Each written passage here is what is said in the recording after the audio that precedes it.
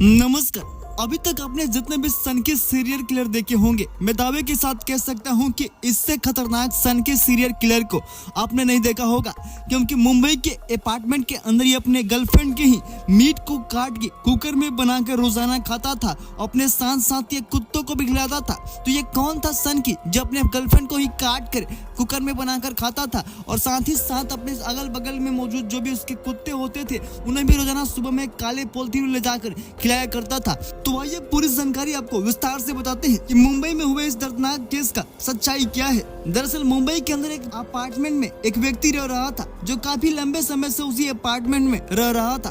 कहा जा रहा था कि वह आमतौर पर लोगों से बातें नहीं करता था, बस अपने अपार्टमेंट के रूम में आता था, रहता था, काम करता था और चला जाता था।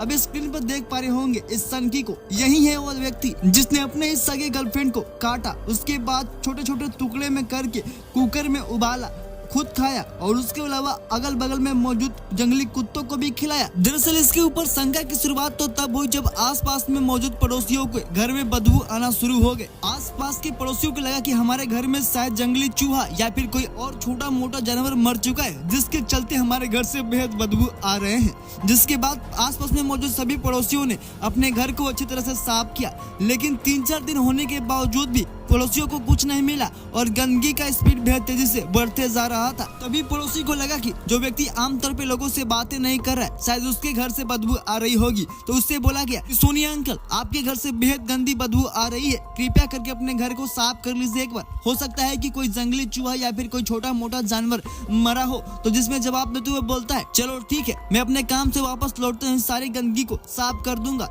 लेकिन उससे पहले गंदगी इतना तेज मारने लगता है कि आसपास के सभी पड़ोसी सिक्योरिटी को फोन करते हैं और बोलते हैं कि यहाँ पर इस रूम में आ जाओ, यहाँ पर देखो ना, कुछ गड़बड़ लग रहा है। तभी उस अपार्टमेंट के सिक्योरिटी मौके वारदात पे पहुँचते हैं और उसके रूम को खोलकर जैसे ही देखते हैं तो वे हक्के बक्के रह जाते हैं, क्योंकि उस रूम के अंदर एक इलेक्ट्रिक ब्लैडर जो लड़की के शरीर को काटने के लिए उपयोग किया गया था और उसके लड़की के छोटे छोटे टुकड़े करके मीट बना दिए गए थे और उसके शरीर का बड़ा सा पार्ट एक जंगा ही बचा हुआ था। इस मौके को देखने के बाद तुरंत सिक्योरिटी पुलिस को फोन करती है और पुलिस मौके वारदात में अपने टीम को लेकर पहुंच जाती है। इस भयानक वारदात को देखने के बाद मुंबई पुलिस भी पूरे हक्के बक्के में पड़ गई थी, क्योंकि आज से मुंबई पुलिस ने पहले कभी इतना भयानक वारदात को नहीं देखा गया था और शायद मुंबई में इस तरह के वारदात को अंजाम भी नहीं दिया जाता है। मुंबई पुलिस को साफ तौर पर शंका हो गया कि यह श्रद्धा जैसे हत्याकांड को अंजाम दिया गया है। मुंबई पुलिस भी कुछ बिना किए, मीडिया को बिना खबर दिए, वे चुपचाप से उसी रूम में बैठी रही। जैसे ही शाम को वो व्यक्ति आया तो उसे दबोच लिया और दबोचने के बाद उससे खुलासा करवाना शुरू कर दिया कि आखिरकार तूने उसे क्यों मारा। उसने बताया कि वो उसने मारा नहीं है, बल्कि उसने खुद अपने आप से सुसाइड कर लिया था। उसे डर था कि कहीं उसे पुलिस गिरफ्तार ना कर ले। इस बात के डर से उसके शरीर के छोटे छोटे टुकड़े को काट के वह रोजाना पकाता था, खुद भी खाता था और कुत्तों को भी खिलाता था।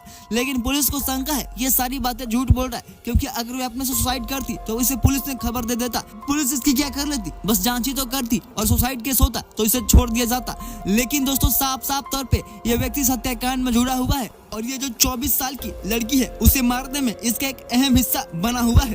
तो दोस्तों फिलहाल के लिए बस इतना ही। मामला जुड़ी पल पल खबर के लिए हमारे चैनल को सब्सक्राइब जरूर कर लेना।